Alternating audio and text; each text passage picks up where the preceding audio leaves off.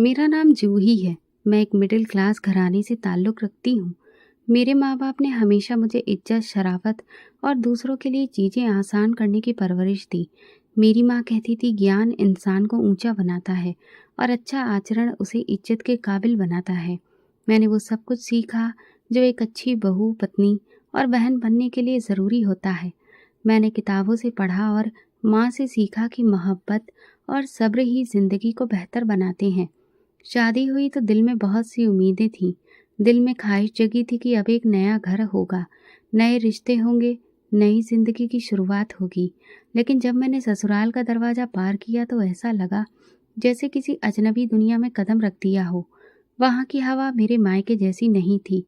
यहाँ पर चेहरे तो अपने थे, लेकिन बातों में अपनापन नहीं था। मेरी सास तेज जुबान और सख्त मिजाज की मालिक निकली। अभी शादी को 1 हफ्ता भी नहीं बीता था कि उनकी बातों में ज़हर दिखने लगा था। वो किसी न किसी बात पर मुझे नीचा दिखाने की कोशिश करती, जैसे मैं उनकी उम्मीदों पर खरी नहीं उतरी हूँ। एक दिन मैंने सुबह नाश्ता तैयार किया, आलू के पराठे और दही। पहला निवाला मुँह में डालते ही उन्होंने मुँह बिगाड़ लिया। यही सिखाया है तुम्हें? एक पराठा भी ठीक से बनाना नहीं आता? तुम्हारी माँ ने सिर्फ किताबें पकड़ाई थी या ज़िंदगी गुजारना भी सिखाया था? मैंने अपनी नज़रें झुका ली। दिल से कहा, सास हैं, माँ जैसी होती हैं, धीरे-धीरे समझ जाएँगी। लेकिन वो समझने की बजाय मेरे लिए हर दिन को एक नया इम्तिहान बनाती गईं। उनके साथ-साथ मेरी जेठानी का रवैया भी बड़ा अजीब था। वो हर वक़्त मेरे सामने रूखा व्यवहार करती, बात-बात पर मेरा मज़ाक उड़ाती और घर वालों के सामने खुद को बेहतर साबित करने की कोशिश करती। माँ जी देखिए, आज तो मैंने सब्ज़ी बिल्कुल रेस्टोरेंट जैसा तड़का लगाया है। ये कहते हुए वो तीखी नज़र से मेरी तरफ देखती, जैसे कह रही हो कुछ सीखो मुझसे। सास भी कहती, हाँ, तुम्हारे हाथों में तो जादू है और एक ये है जिसे खाना बनाना तक नहीं आता। ये सब सुनकर मैं चुप हो जाती। भला क्या कहती? कई बार दिल करता कि उन्हें बता दूं, मैंने ज़िंदगी में कभी चूल्हा भी नहीं जलाया, कपड़े तक नहीं धोए। माँ ने हमेशा कहा, तुम्हारी जगह किताबों के साथ है, झाड़ू पोछा तुम्हारे लिए नहीं। लेकिन यहाँ आकर सब कुछ उल्टा था। मेरी पढ़ाई, मेरी डिग्री, मेरे सपने सब पर पानी फिर गया था। बस काम आना चाहिए, ज़ुबान बंद होनी चाहिए और हर बात पर जी माँ जी मुँह से निकलना चाहिए। एक दिन हिम्मत करके मैंने पति से बात की। क्या मम्मी हमेशा मेरे साथ ऐसा ही करेंगी? उनका लहजा, उनका रवैया। वो मेरी बात बीच में काटते हुए बोले, जूही, माँ का दिल थोड़ा नाजुक है। वो बस सख्ती से बोलती हैं, तुम थोड़ा बर्दाश्त कर लिया करो, थोड़ा सब्र करो, सब ठीक हो जाएगा। मैंने सब्र किया। दिन गुजरे, फिर हफ्ता बीता, महीने भी बीत गए, मगर कुछ भी नहीं बदला। हर दिन एक नई डांट, एक नई बेइज्जती और हर बार खामोशी मेरी जुबान पर बैठा दी जाती। एक दिन मेरी जेठानी ने खुले शब्दों में कहा, माँ जी, आपने तो ऐसी बहू लाकर घर का सत्यानाश कर दिया। ना काम ना काज, सिर्फ आंखों में आंखें डालकर बैठना आता है। सास ने ठहाका लगाया, अच्छा है, तुम जैसी होशियार बहू होनी चाहिए जो बेकार बहू की पहचान करे। मेरा दिल जैसे किसी ने मुट्ठी में जकड़ लिया हो। मैं अंदर जाकर चुपचाप रोने लगी। कभी माँ की गोद याद आती तो कभी पापा का प्यार। दिल में बार बार ये बात आती, अगर यही घर मेरे नसीब में है तो क्या मेरे सपने गुनाह थे? उसी दिन मेरे दिल में जेठानी के लिए नफरत की एक हल्की चिंगारी भड़क गई। मुझे लगा वही मेरे ऊपर होने वाले हर एक जुल्म की वजह है।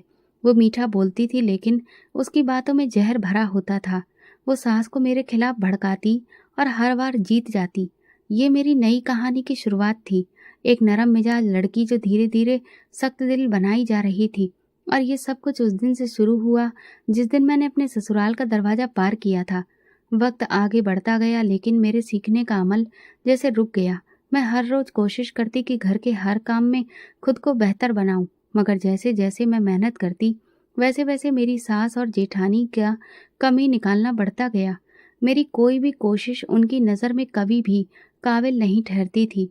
एक दिन बर्तन धोकर निपटी तो जेठानी ने प्लेट उठाकर कहा, माँ जी देखिए, इस पर तो दाग लगा है, ये सफाई है?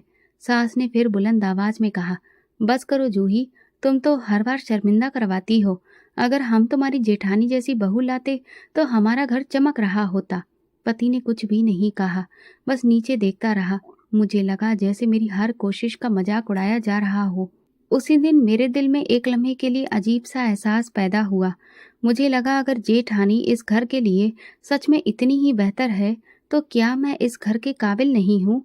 उसी दिन मेरे दिल में एक पल के लिए ये भी आया, क्या सब कुछ वही करती है? क्या मैंने कुछ भी नहीं सीखा है?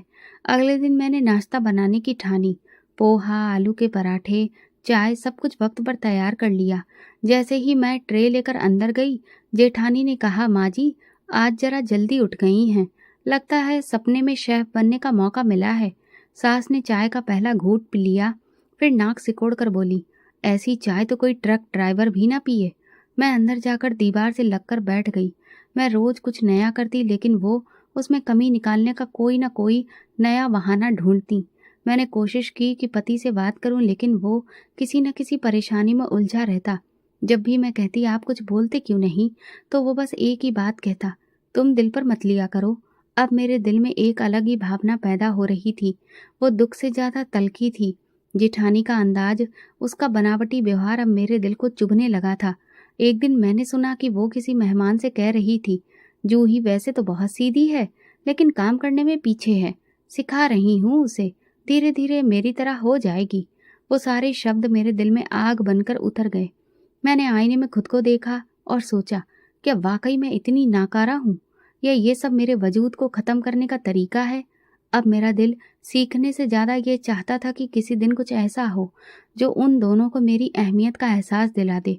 मैं चुपचाप सब कुछ बर्दाश्त करती रही, लेकिन अब मेरे अंदर कुछ बदलने लगा था, और मैं जान चुकी थी कि मेरा दुश्मन कोई बाहर का शख्स नहीं, बल्कि यही औरत है जो हर दिन मुझे तोड़ती जा रही है। वक्त जैसे एक ही जगह पर ठहर गया था। सुबह शाम बस एक जैसे ही थे, और ससुराल में मेरी हैसियत भी वैसी ही थी, एक नाकाम बहू जिसे ना घरदारी आई है और ना माँ बनने की खुशी मिली थी। शादी को 1 साल गुजर चुका था। पहले तो मेरी जेठानी और सास के मुंह पर मेरे कामों की खामियां थीं, लेकिन अब इसमें माँ ना बन पाने का ताना भी शामिल हो गया था। वे बात बात पर मुझे याद दिलाती जैसे माँ ना बन पाना मेरा कोई गुनाह हो। एक दिन सास ने कमरे में दाखिल होते ही कहा, बस दुआ करो कि भगवान तुम्हें अकल भी दे दे और औलाद भी, वरना ये घर तुम्हारे नसीब में ज्यादा दिन तक नहीं है। मैंने चुप रहना सीख लिया था, लेकिन वो खामोशी मेरे अंदर शोर मचाती रही। जेठानी के 3 बच्चे थे। बड़ी बेटी 7 साल की, दूसरा बच्चा 5 साल का, और एक नन्हा बेटा जो सिर्फ 1.5 साल का था। उन सबका हंसना, खेलना, कूदना मुझे अंदर से बेचैन कर देता था। मैं हर रोज उनके करीब रहकर भी उनसे दूर रहती। जेठानी जब अपने बच्चों को गोद में लेती, उन्हें प्यार करती और हंसती, तो मुझे ऐसा लगता जैसे मेरे दिल पर चाकू चल रहे हो। एक दिन मैंने जेठानी को अपने बच्चे को नहलाते हुए देखा।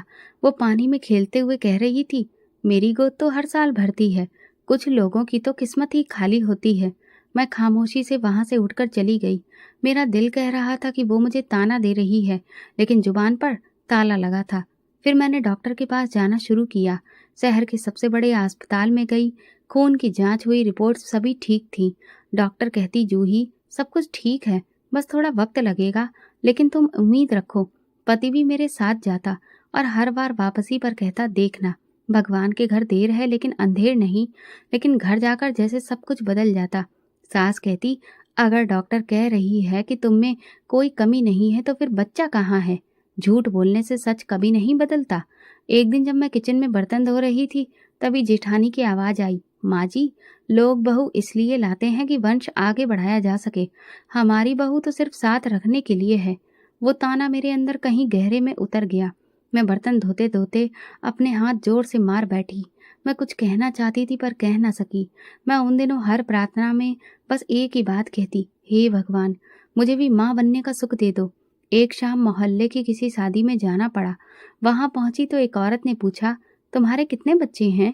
मैंने धीरे से कहा, अभी कोई नहीं। एक और औरत ने हंसते हुए कहा, अरे अब तो 2 साल हो गए होंगे। इतने खामोश स्वभाव वाली लड़की से क्या उम्मीद रखी जाए? सब हंसने लगे। मेरी नजरें नीचे झुक गईं। जेठानी वहीं बैठी थी, कहने लगी, जूही को बस सुकून चाहिए, वो इन सब झमेलों से बचकर चलती है। बच्चे पालना आसान नहीं है, जिम्मेदारी है। मुझे ऐसा लगा जैसे किसी ने सबके सामने मेरी इज्जत उतार कर रख दी हो। वापसी पर मैं रास्ते भर खामोश रही। पति ने पूछा, क्या हुआ? मैंने सिर्फ इतना कहा, कभी कभी लगता है मैं सबकी नज़रों में एक नाकामी हूँ। वो बोले, तुम टेंशन मत लिया करो। फिर एक दिन डॉक्टर ने कहा, जूही, हमने सारी रिपोर्ट्स देख ली हैं, सब ठीक है, सिर्फ वक्त चाहिए, उम्मीद मत छोड़ो, कोशिश जारी रखो। मैंने सिर हिलाया, लेकिन दिल में एक संदेह जाग गया था। उसके बाद मैं अकेले में जेठानी के बच्चों को देखती और दिल में जलन महसूस करती। वो उनको नहला रही हो, खाना खिला रही हो या उनके साथ खेल रही हो, मेरा दिल उन्हें देख कर जलने लगता। मैं खुद से कहती, जूही, ये जलन नहीं बल्कि तुम्हारा खालीपन है। लेकिन सच तो यही था कि ये खालीपन मेरे रवैये में, मेरे लहजे में और मेरे हर बर्ताव में झलकने लगा था। जेठानी की हर माँ वाली अदा मुझे तंज लगती और बच्चों की हर निशानी मेरे दिल में दर्द का एक निशान छोड़ जाती। जैसे हर दिन एक जैसा था। मैं वही जूही थी जो रोज सुबह जल्दी उठती, काम करती, सबकी बातें सुनती, सहती और दिन के अंत में अपने अंदर की घुटन को झेलती। इसी दौरान दोपहर के वक्त फोन की घंटी बजी। पति ने फोन उठाया और उनका चेहरा सफेद पड़ गया। भाई का एक्सीडेंट हो गया है। उनके शब्द मेरे कानों में पड़े तो मैं 2 कदम पीछे हट गई। हम तुरंत अस्पताल पहुंचे, लेकिन देर हो चुकी थी। मेरे जेठ जेठानी के पति, अपने 3 छोटे बच्चों के बाप, एक जिंदगी का सहारा, अब इस दुनिया में नहीं रहे थे। घर जैसे मातम का अड्डा बन चुका था। पूरा मोहल्ला शोक में शामिल होने के लिए आ रहा था। जेठानी होशो हवास में ना रही। वो बार बार दरवाजे की तरफ देखती और कहती, वो अभी आएंगे, बस थोड़ी देर में आएंगे। ना किसी ने उसके कंधे पर हाथ रखा तो वो ऐसे चीखने लगी, झूठ मत बोलो, मेरे पति जिंदा है, वो मुझे छोड़कर नहीं जा सकते। बच्चों को समझ नहीं आ रहा था। वे बस खामोशी से माहौल को देख रहे थे और किसी कोने में जाकर बैठ जाते थे। अंतिम संस्कार के अगले दिन मेरी सास ने चुपचाप बैठे बैठे एक ठंडी सांस ली और जमीन पर गिर पड़ी। उन्हें तुरंत अस्पताल ले जाया गया, लेकिन वो भी ना बच सकी। उन्हें दिल का दौरा पड़ा था, जो जानलेवा साबित हुआ। 3 दिन के अंदर घर से 2 अर्थियां उठी। मेरे पति के कंधे झुक गए थे। हर तरफ से शोक, खामोशी और गम का साया था। मैं सबके साथ बैठी जरूर थी, लेकिन अंदर से कुछ और महसूस हो रहा था। जैसे कोई बोझ जो बरसों से मेरे कंधों पर था, वो अचानक उतर गया हो। मेरे अंदर एक अजीब सी खामोशी थी, जो सुकून जैसी लग रही थी। रात को सब सो चुके थे। मैं छत पर चली गई। ठंडी हवा चल रही थी। मैंने आंखें बंद करके दिल से एक सवाल किया, जूही, क्या तुम खुश हो? जवाब में सिर्फ खामोशी थी, लेकिन वो खामोशी किसी सुकून के जैसी लग रही थी। अगले दिन घर की जिम्मेदारी मुझ पर आने लगी थी। जेठानी, जो पहले हर चीज पर अपना हुक्म चलाया करती थी, अब खुद को संभालने के काबिल नहीं रही थी। उसे दवा दी जाती और वो सोती रहती या किसी दीवार में अपना सिर मार रही होती। एक दिन बच्चों में से एक लड़की मेरे पास आकर बोली, चाची, मम्मी चुप हो गई हैं, आप खाना देंगी ना? मैंने उसे घूर कर देखा, कुछ बोले बगैर वापस पलटी और किचन में चली गई। खाना बनाया और सबको दिया, लेकिन जेठानी के कमरे में जाने का दिल नहीं किया। दिल में रोज एक नए तरह का ख्याल पैदा हो रहा था। मैं वक्त पर काम करती, सब कुछ ठीक तरीके से होता, घर साफ रहता, सब कुछ ठीक चल रहा था। बस जो जज्बात कभी मेरे अंदर हुआ करते थे, अब कहीं पीछे रह गए थे। एक दिन पति ने कहा, जूही, तुमने हालात को बहुत अच्छे से संभाल लिया है। मैंने बस इतना कहा, अब वक्त ही सिखा रहा है सब कुछ।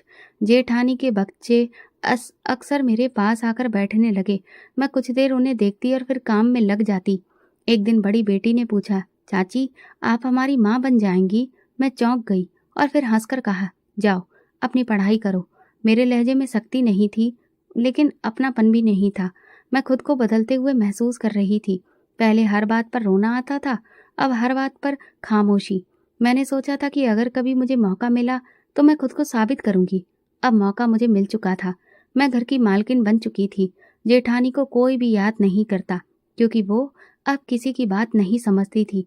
बच्चे खामोशी से खेलते, पढ़ते और कभी कभी मेरे आसपास आ जाते।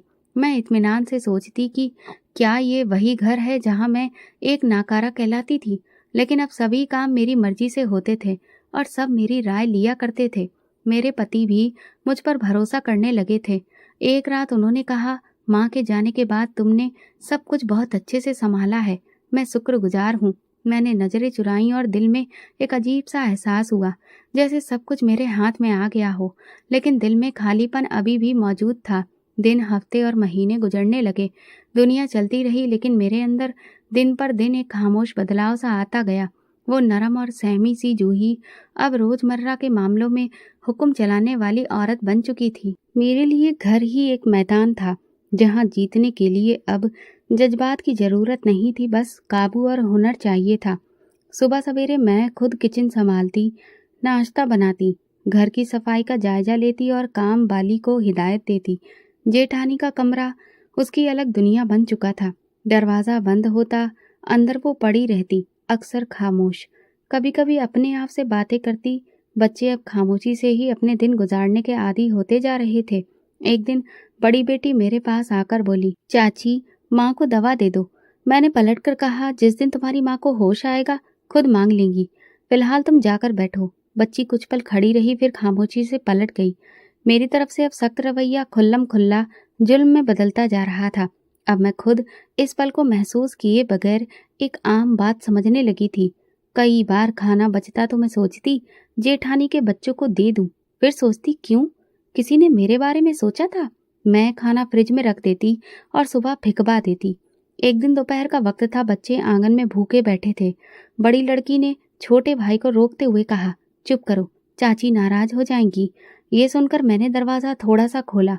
बच्चे आंगन में एक दूसरे का सहारा बने बैठे थे, जैसे भूख को बर्दाश्त करना उनकी आदत बन चुकी हो। लेकिन मेरे दिल ने जैसे पत्थर ओढ़ रखा था। मैं दरवाजा बंद करके अंदर आ गई। पति जैसे ही घर आते तो सब कुछ बिल्कुल साधारण सा दिखता। वो खाने पर बैठते, मैं उनके सामने हर चीज सजा देती। वो मुझसे कभी जेठानी या बच्चों के बारे में कुछ भी नहीं पूछते थे कि मैं क्या कर रही हूँ। खामोश रहना उन्हें आसान लगता था। एक दिन रात के वक्त पति ने कहा, जूही, बच्चों के लिए कुछ कपड़े मंगवा लेते हैं, सर्दी आ गई है। मैंने जवाब दिया, आपकी भाभी को तो गिलास में पानी भरना भी नहीं आता था, उन बच्चों को कपड़ों की क्या कदर होगी। वो कुछ देर मुझे देखते रहे, फिर उठकर कमरे से बाहर चले गए। उनकी खामोशी ने मुझे जरा सा भी उलझन में नहीं डाला। मेरे लिए अब वो बच्चे बोझ थे, जिन्हें बर्दाश्त करना भी बस मेरी मर्जी पर टिका हुआ था। कभी कभी मोहल्ले की औरतें आकर बच्चों के सिर पर हाथ फेरती। एक औरत ने कहा, जूही, भगवान की दुआ से तुमने सब कुछ संभाल लिया, बस बच्चों का थोड़ा ख्याल रखना। भलाई का जमाना है, जितना कर रही हूँ उतना कर रही हूँ, बाकी तो वैसे भी भगवान ही संभालता है ना। एक दिन बेटा आंगन में खेलते हुए गिर गया। मैं किचन में थी। मैंने आवाज सुनी, लेकिन जानबूझकर किचन से बाहर नहीं आई। कुछ देर बाद बड़ी बहन ने उसे संभाला और रोते हुए कहा, चाची, भैया गिर गया है, वो रो रहा है और उसके खून भी निकल रहा है। मैं हाथ धोती रही, फिर उनकी तरफ देखे बिना ही बोली, जख्मों से बच्चे सीखते हैं, हर बार चाची दौड़ दौड़ कर नहीं आएगी। बच्ची कुछ नहीं बोली, बस भाई को सहारा देकर अंदर लेकर चली गई। जेठानी अब तकरीबन अपने कमरे से बिल्कुल भी बाहर नहीं आती थी। वो सारा दिन दीवारों को देखती रहती या कभी अपने हाथों से दीवारों पर लकीरें बनाती रहती। एक दिन मैंने सुना वो बड़बड़ा रही थी, जूही, अब इस घर की मालकिन है ना, मेरी हर बात पर हंसती थी ना, अब वही सब करेगी जो मैं करती थी। लेकिन मैं तो माँ थी। मैंने दरवाज़ा बंद कर दिया। उसकी आवाज़, उसकी हालत अब मेरे लिए बेमानी थी। मेरे लिए दिन की शुरुआत मेरे ही आदेश से होती और रात का अंत मेरी खामोशी पर। मैं अच्छे से समझ चुकी थी कि अब इस घर की उम्मीद मैं ही हूँ। एक रात जब सब सो चुके थे, मैंने अपने पति से कहा, आपने कभी ये नहीं कहा कि मैं जेठानी और बच्चों का ख्याल रखूं? वो थोड़ी देर खामोश रहे और फिर बोले, मुझे लगा तुम वही करोगी जो दिल कहेगा। मैंने सर हिलाया। दिल तो अब कुछ भी नहीं कहता।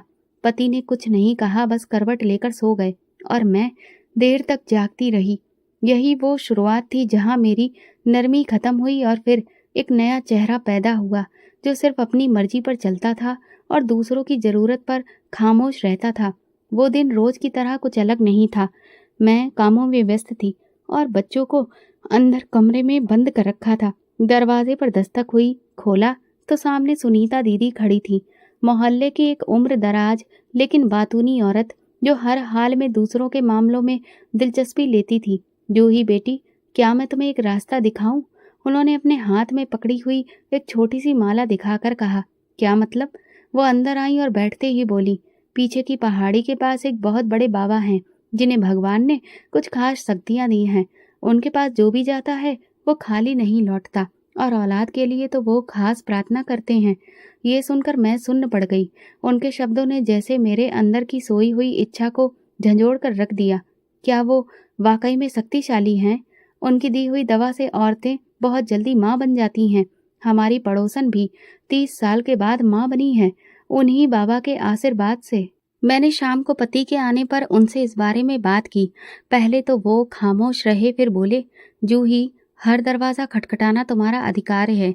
अगर तुम्हारा दिल कहता है तो तुम चली जाओ। अगले दिन मैं सुनीता दीदी के साथ निकल पड़ी। गाड़ियों का सफ़र, धूल भरे रास्ते और फिर पहाड़ियों के बीच एक छोटा सा दरबार। वहाँ एक सादा सा कमरा था। पेड़ों की छाँव तले सफ़ेद कपड़ों में एक बुजुर्ग बैठे हुए थे। सुनीता दीदी ने उनसे मेरी पहचान करवाई। मैं खामोशी से उनके सामने बैठी रही। बाबा ने मेरी तरफ देखकर कहा, दिल से आई हो तो यहाँ से कभी खाली हाथ लौट कर नहीं जाओगी। मैंने दुख भरी आवाज़ में कहा, बाबा जी, इतने साल हो गए लेकिन मेरी झोली खाली है। बाबा ने मुस्कुराकर कहा, तुम अच्छे कर्म करो तो अच्छा ही होगा। मैंने उनकी तरफ देखकर सवाल किया, क्या अच्छा करूं? मैं तो किसी का बुरा भी नहीं चाहती। उन्होंने माला हाथ में ली और धीरे से कहा, अपने आस-पास के अनाथ बच्चों को खाना खिलाया करो। उनकी दुआ से तुम्हारी झोली भर जाएगी। उनकी कही बात मेरे दिल में उतर गई। हम वापसी के लिए निकले तो मैं खुद से ये वादा कर चुकी थी कि अब कुछ बदलेगा। घर वापस आकर मैंने मंसूबा बनाया और अगली सुबह उठकर मोहल्ले के अनाथ बच्चों के बारे में जानकारी हासिल की। जो बच्चा अनाथ था, जिसके माँ बाप जिंदा नहीं थे, मैंने सबको अगले दिन दोपहर के खाने पर बुलाया। हर निवाले में उम्मीद और दुआ शामिल थी।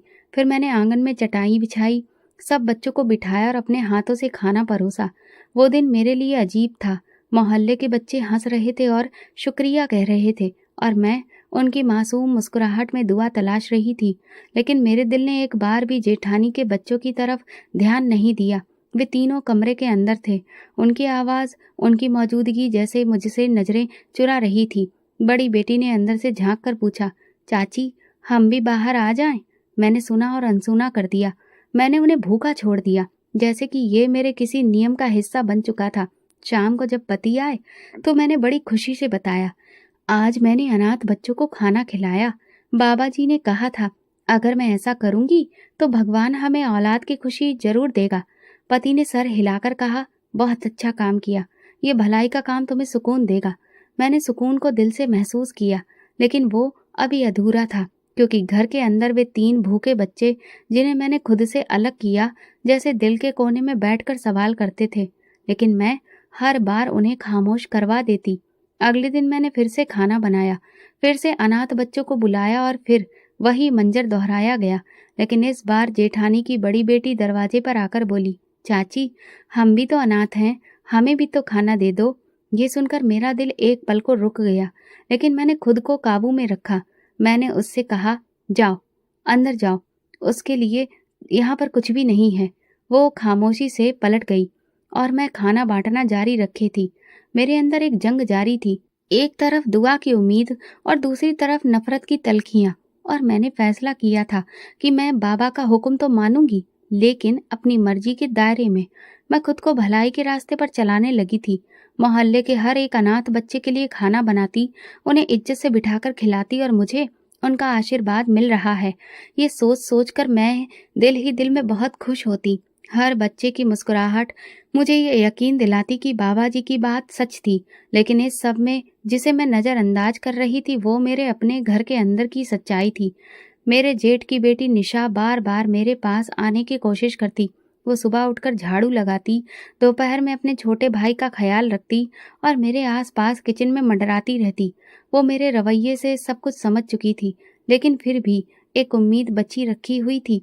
एक दिन निशा मेरे पास आई। मैं उस वक्त दाल पका रही थी। उसने झांक कर बर्तन में कहा, चाची, इसमें बहुत अच्छी महक आ रही है, क्या आप थोड़ी सी दे देंगी? मैंने उसका हाथ झटक दिया। तुमने कुछ काम किया? खाना ऐसे नहीं मिलता है। निशा कुछ देर वहीं खड़ी रही, फिर बोली, चाची, हमने आपसे कभी कुछ नहीं लिया, सिर्फ भूख मिटाने के लिए 2 निवाले ही मांगे हैं, वो भी आपको गुनाह लग रहे हैं। मेरी बर्दाश्त तब खत्म हो गई। मैंने चम्मच फेंक कर उससे कहा, निकलो यहाँ से, दोबारा अगर किचन में नजर आई तो अच्छा नहीं होगा। शाम को मोहल्ले के बच्चे आए, सब बैठे। निशा फिर से आ गई। उसने हाथ जोड़कर कहा, चाची, हमें भी खाना दे दो प्लीज। मेरे गुस्से की कोई हद नहीं रही। मैंने उसकी बाजू पकड़ी और उसे जोर से एक थप्पड़ मारा। मोहल्ले की 2 औरतें चौंक गईं। निशा रोने लगी, चाची, माफ कर दो, हमें भी कुछ खिला दो, हम भी आपके ही घर के अनाथ हैं। मैंने उसकी बात सुनी, मगर सुनने के बावजूद अनसुनी कर दी। मैंने उसे बाजू से पकड़कर अंदर कमरे में ले जाकर धक्का दे दिया और दरवाज़ा बंद कर बाहर से कुंडी लगा दी। फिर बाहर आकर ऐसे पेश आई जैसे कुछ हुआ ही ना हो। मैंने बच्चों को खाना परोसा, उनके साथ बैठकर मुस्कुराकर बातें की और फिर सबको विदा कर दिया। रात को जब मैं कमरे में गई तो वही निशा दरवाजे के पीछे बैठी थी। दरवाजे को हल्के हल्के खटखटाते हुए बोली, चाची प्लीज दरवाज़ा खोल दीजिए, मुझे बहुत भूख लगी है। मैंने पिछले 4 दिन से कुछ भी नहीं खाया है। छोटा भाई भी भूखा है, उसे होश भी नहीं है। भगवान के लिए हमें कुछ दे दीजिए, हम आपके लिए भगवान से प्रार्थना करेंगे, भगवान आपको बच्चा देगा। मैंने दरवाजे की तरफ देखा और फिर वापस पलट गई। मेरे अंदर एक अजीब खामोशी छा गई थी, लेकिन मैंने उसे नज़रअंदाज किया। रात को वो फिर बोली, भगवान, अगर मेरी चाची का दिल पत्थर का बन गया है तो आपका दिल तो नरम है ना, आप ही हम पर कुछ रहम कर दो, नहीं तो फिर हमें अपने पास बुला लो। हम अनाथ हैं, लेकिन आप हमारे भी तो भगवान हो ना। उसकी आवाज़ कमरे की दीवारों से टकरा रही थी, जैसे मेरे दिल के अंदर गूंज रही हो। लेकिन मैंने फिर भी अपनी आंखें बंद कर लीं और दिल को सख्त करने की कोशिश की। अगली सुबह जब मैंने दरवाज़ा खोला तो निशा वहीं जमीन पर सोई हुई थी, आंखें लाल, चेहरा सफ़ेद।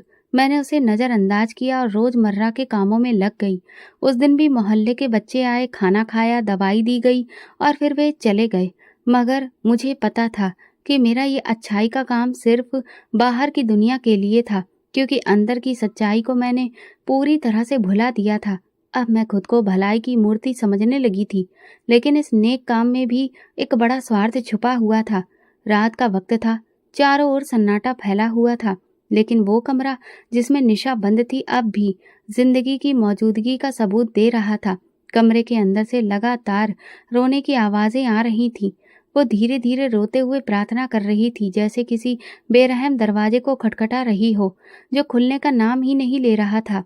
हे भगवान, मैंने कुछ भी बुरा नहीं किया है, मुझे सिर्फ रोटी चाहिए थी। अगर मेरी चाची का दिल नहीं पिघल रहा तो आपका दिल तो है, हमें अपने पास बुला लीजिए। हमें या तो खाना दे दीजिए या फिर इस भूख को ख़त्म कर दीजिए।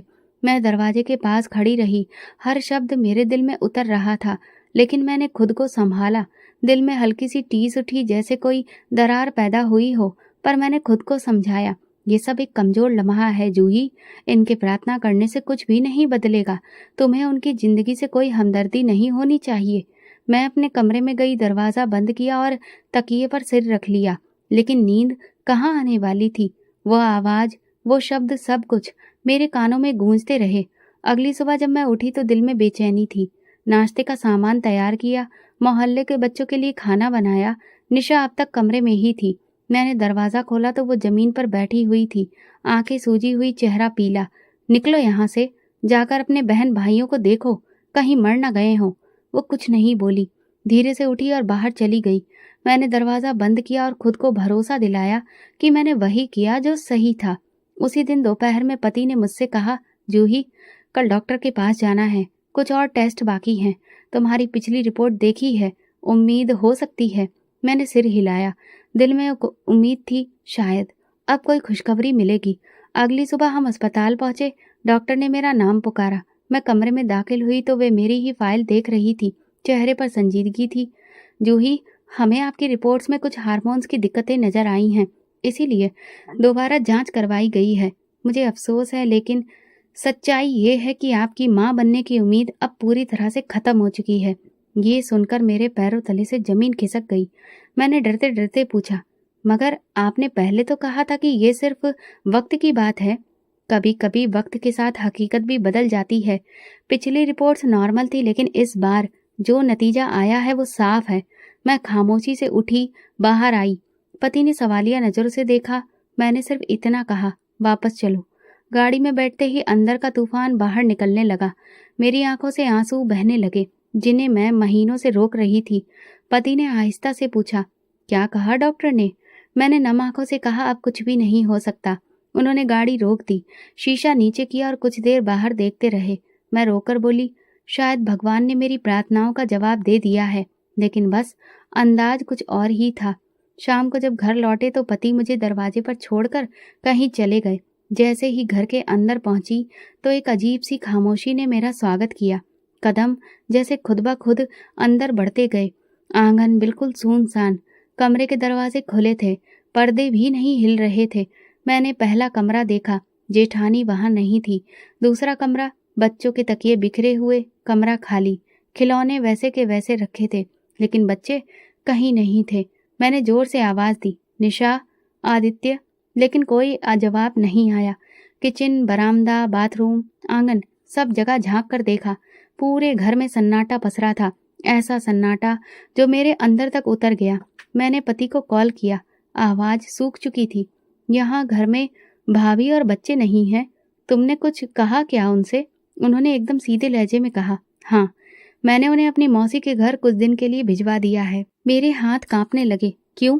कुछ लम्हों की खामोशी रही, फिर वे बोले, कल रात मैंने सब कुछ सुना, निशा की आवाज, तुम्हारा रवैया और तुम्हारे दिल की हालत। मुझे लगता है कि अब वो वक्त है जब तुम्हारा सच्चाई से सामना हो जाए। मैं वहीं जमीन पर बैठ गई और वो बोलते रहे, जूही, तुम जानती हो कि तुम कभी माँ नहीं बन सकती, और अब मैं दूसरी शादी करने के बारे में सोच रहा हूँ। मुझे ऐसा लगा जैसे किसी ने मुझे खड़े खड़े जमीन पर गिरा दिया हो। मैंने पूछा, क्या तुमने ये फैसला कर लिया है? उन्होंने ठंडी सांस ली और कहा, मैं थक गया हूँ जूही। मैंने तुम्हें मौका दिया, वक्त दिया, समझाया, लेकिन तुमने अपनी जिद नहीं छोड़ी। ये शब्द जहर जैसे थे। घर खाली, दिल खाली, और अब ये रिश्ता भी खाली होने वाला था।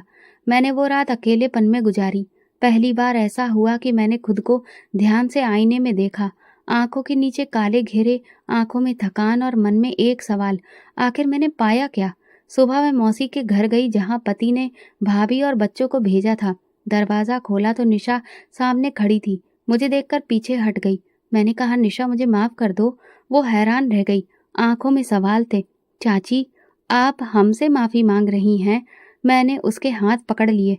मैं इंसान होने का हक खो चुकी हूँ, लेकिन अब मैं तुम लोगों के बिना नहीं जी सकती। तुम ही मेरी दुनिया हो। इतने में मेरी जेठानी बाहर आई। अभी भी वो हल्की बेहोशी में थी, लेकिन फिर भी कुछ हद तक पहचान रही थी। मैंने उनके सामने भी हाथ जोड़ दिए।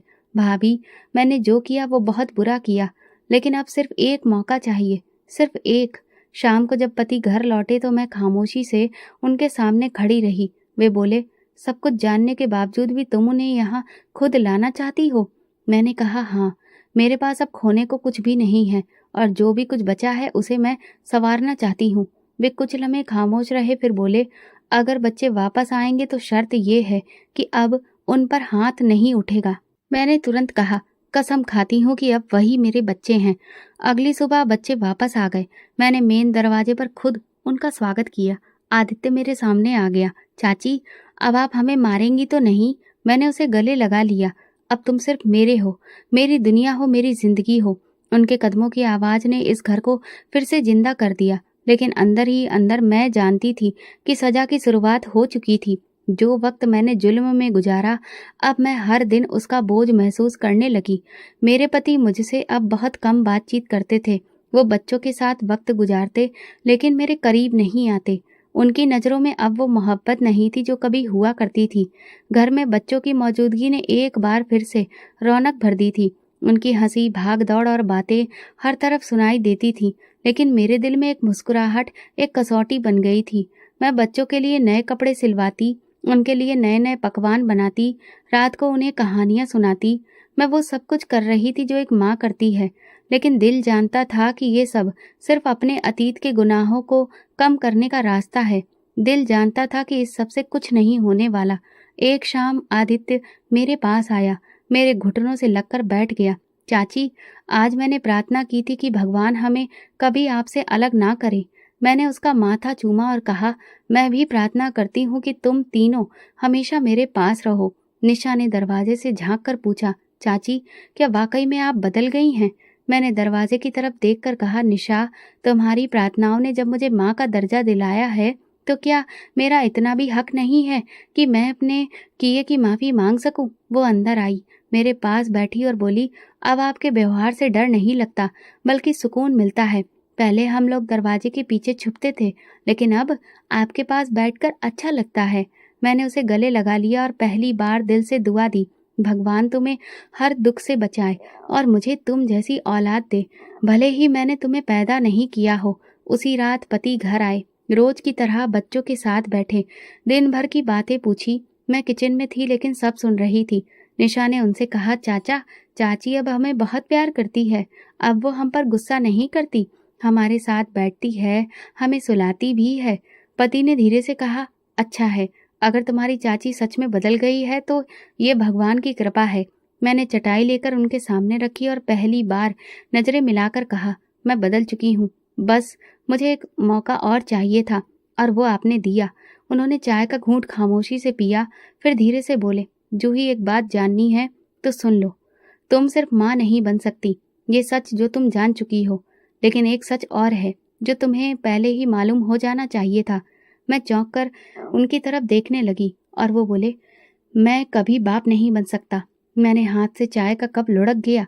मैंने हैरत से कहा, क्या? लेकिन उन्होंने सिर झुका लिया। हाँ, तुम्हें सिर्फ ये पता था कि तुम बांझ हो, लेकिन सच्चाई ये है कि मैं भी बांझ हूँ।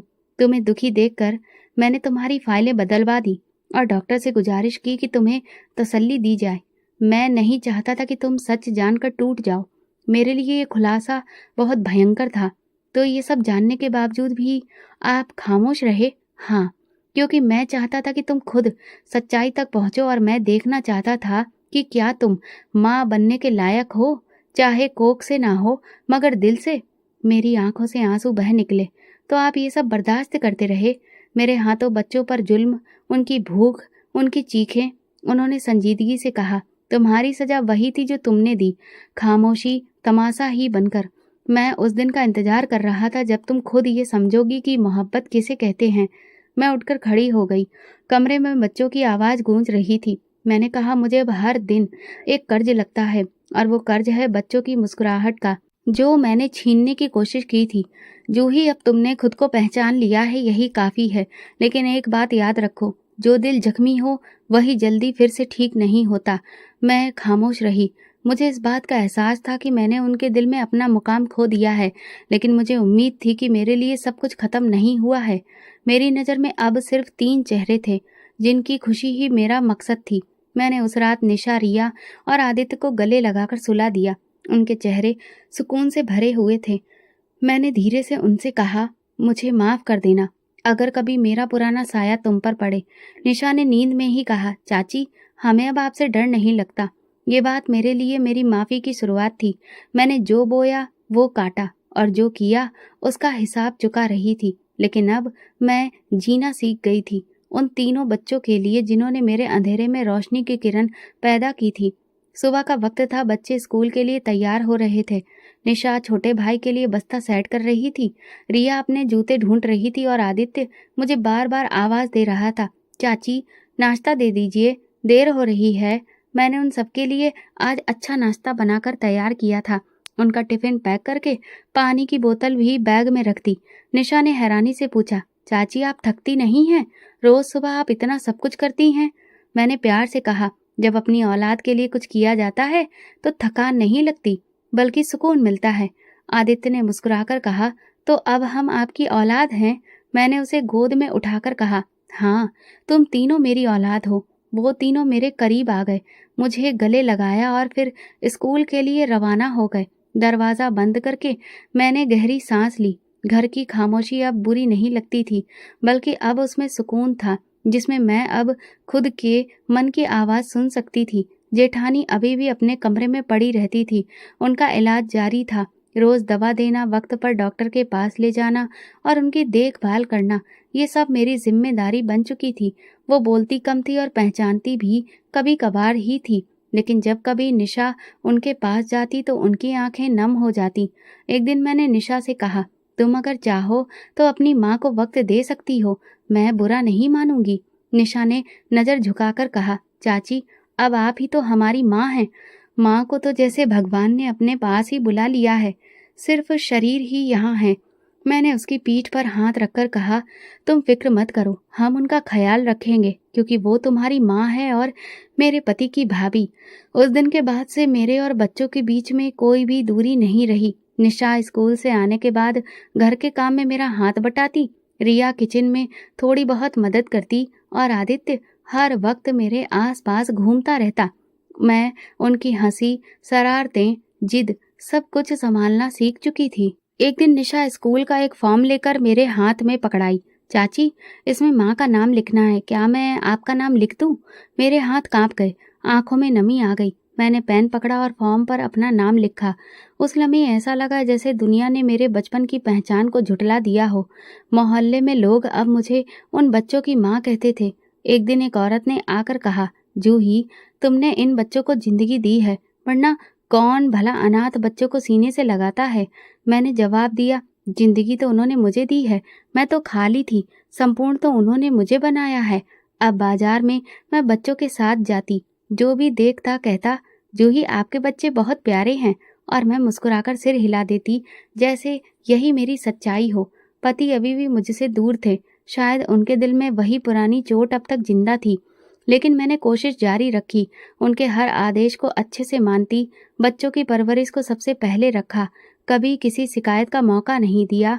एक दिन आदित्य मेरे पास आकर बोला, चाची, स्कूल में सब कह रहे थे कि मैं बहुत खुशकिस्मत हूँ, क्योंकि मेरी दो माएँ हैं, एक जो बीमार है और एक जो सब कुछ करती है। मैंने उसे गले लगाकर कहा, तुम ही मेरी खुशकिस्मती हो आदित्य। जेठानी की हालत अभी भी वैसी थी, लेकिन मैंने उनके लिए एक नर्स रखवा दी थी। दवा, खाना, कपड़े सब कुछ वक्त पर होता। मैंने उनकी हर जरूरत को पूरा किया, जैसे कि वो मेरी माँ हो। एक दिन वो कुछ होश में आई, मुझे देखा और बोली, ये मेरा घर है ना? मैंने कहा, जी भाभी, यह आपका ही घर है। उन्होंने धीरे से पूछा, मेरे बच्चे कहाँ हैं? मैंने निशा को बुलाया। जेठानी ने उसके सिर पर हाथ रखा और बस इतना कहा, ख्याल रखना इनका। निशा ने मेरी तरफ देखा और सिर हिलाया। उस दिन के बाद जेठानी फिर से खामोश हो गई। अब मेरा हर दिन बच्चों के साथ शुरू होता और उन्हीं के साथ खत्म। मैं उन्हें घर पर रिवीजन कराती, पूजा पाठ सिखाती और कहानियां सुनाती। मेरे दिन बहुत व्यस्त थे, लेकिन ये व्यस्तता मेरे लिए भगवान की पूजा करने के बराबर थी। रात को बच्चे कमरे में सो रहे थे और मैं छत पर अपने सुकून के साथ बैठी थी। पति जब घर लौटते तो रोज की तरह बच्चों के साथ वक्त बिताते। उन्होंने बच्चों से पूछा, तुम्हारी चाची ने तुम्हें खाना खिलाया, डांटा तो नहीं? बच्चों ने हंसते हुए कहा, चाचा, अब हमारी चाची हमें डांटती नहीं, बल्कि हर चीज वक्त पर देती है। निशा ने तुरंत कहा, चाची तो हमारी सबसे अच्छी दोस्त है। पति ने मुस्कुराकर उनके सिर पर हाथ रखा, फिर मेरी तरफ देखा और कुछ बोले बिना ही अंदर चले गए। मैं उनकी नजरों को पढ़ सकती थी, उनमें शक नहीं था, लेकिन अब वो पुरानी वाली बात भी नहीं थी। एक दिन मेरे पति कमरे में दाखिल हुए। उनके हाथ में एक फाइल थी। बच्चों के स्कूल की फीस का फॉर्म है, साइन कर दो। मैंने फाइल ली, साइन किया और पूछा, क्या आपको अब भी यकीन नहीं आता कि मैं सच में बदल गई हूँ? वो कुछ देर खामोश रहे और फिर खुद बोले, जूही, लोग बदल जाते हैं वक्त के साथ, लेकिन भरोसे के टूटने का जो जख्म होता है वो वक्त से नहीं भरता। मैंने नजरें झुका ली, तो क्या आप मुझे कभी माफ नहीं करेंगे? उन्होंने गहरी सांस ली और कहा, मैंने तुम्हें माफ किया, तभी तो बच्चे तुम्हारे पास हैं, मगर वो इज्जत जो तुम्हारे लिए दिल में थी, शायद वो दोबारा वापस ना आ सके। उनकी बात सीधी थी और कड़वी थी, लेकिन मैंने मान लिया कि कुछ चीजें वक्त से नहीं, अंजाम से तय होती हैं। मोहल्ले में लोग मुझे माँ जैसी चाची कहते थे, लेकिन मोहल्ले की औरतें आकर कहती, जूही, भगवान ने तुम्हारे दिल में जो रहम दिया है वो बहुत ही कम लोगों के पास होता है। मैं सिर्फ सिर हिला देती और सोचती, काश ये रहम तब होता जब भूखे बच्चों की आहट दरवाजे के पीछे होती थी। एक दिन मोहल्ले के मंदिर से ऐलान हुआ, अनाथों के लिए चंदा जमा किया जा रहा है। निशा मेरे पास आई और बोली, चाची, हमें भी कुछ चंदा देना चाहिए ना? मैंने अलमारी से पैसे निकाले, निशा को दिए और कहा, ये उन बच्चों के लिए हैं जिनका दुख हम नहीं देख सकते, लेकिन जिनके दर्द हमारे दिल पर लिखे होने चाहिए। निशा ने मेरी तरफ देखा और धीरे से कहा, चाची, आप भी एक अनाथ की माँ है ना? मैंने उसके सिर पर हाथ फेरा। हाँ, और मेरे लिए ये सबसे बड़ा एहसास है। जेठानी का इलाज जारी था। वो अभी भी कमज़ोर थी, ज़्यादा बोलती नहीं थी, लेकिन जब भी उनकी आँखें खुलतीं, वो बच्चों की तलाश करतीं। मैं उनके पास बैठकर खामोशी से उनके पाँव दबाती। कभी-कभी वो मेरी तरफ देखती और धीरे से कहती, "तुम बहुत बदल गई हो।" एक रात मैंने अपने पति से कहा, "मैं जानती हूँ कि मैं कभी माँ नहीं बन सकी और कभी आपकी पूरी तरह से पत्नी भी नहीं बन पाई, लेकिन अब मेरे पास जो कुछ भी है, वो उन 3 बच्चों की शक्ल में है।" उन्होंने तुरंत कहा, "यही तो काफ़ी है जूही, बस उसी को निभाओ।" मैंने उनकी खामोशी में इजाज़त तलाश की, मोहब्बत नहीं। वो इजाज़त मिल गई थी, शायद इज़्ज़त भी, लेकिन सपना अभी भी अधूरा था। अक्सर रात को बिस्तर पर लेटे हुए दिल में ये ख़्याल आता, अगर मैं बच्चों से शुरू से मोहब्बत करती, तो शायद मेरा पति भी मुझे उसी नज़र से देखता, जिसका इंतज़ार मुझे आज भी है। एक दिन निशा बोली, "चाची, जब मैं बड़ी हो जाऊँगी, तो आपको खुद अपने साथ तीर्थ यात्रा पर लेकर जाऊँगी।" मैंने आसमान की तरफ देखा और सोचा, शायद मेरी तीर्थ यात्रा तो इन बच्चों की मुस्कुराहट में ही हो चुकी है।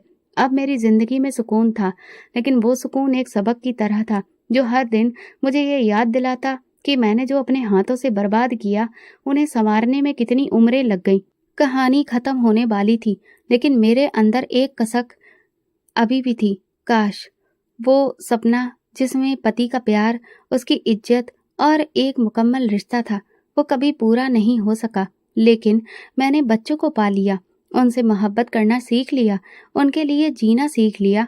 लेकिन जिस लम्हे मैंने उन पर ज़ुल्म किया था, वो लम्हा मेरे हर भलाई के काम के साथ ही चला आ रहा है और यही मेरा अंजाम था। एक माँ होने का एहसास, लेकिन एक पत्नी की नज़र में हमेशा अधूरी।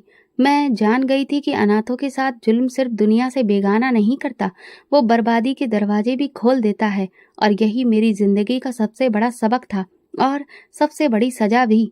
अनाथ पर जुल्म करने वाला ना दुनिया में सुकून पाता है और ना अपने अंतिम समय में माफ़ी। मोहब्बत, रहम और इंसाफ की वो अमल है जो इंसान को वाकई में संपूर्ण बनाते हैं। तो दोस्तों, अगर आपको हमारी कहानी पसंद आई हो तो कमेंट करके ज़रूर बताएं और वीडियो को लाइक करें और ज़्यादा से ज़्यादा शेयर करें। अगर आप चैनल पर नए हैं तो सब्सक्राइब ज़रूर करें और नोटिफिकेशन बेल दबाएं ताकि अगली अपडेट सबसे पहले आपको मिले। धन्यवाद।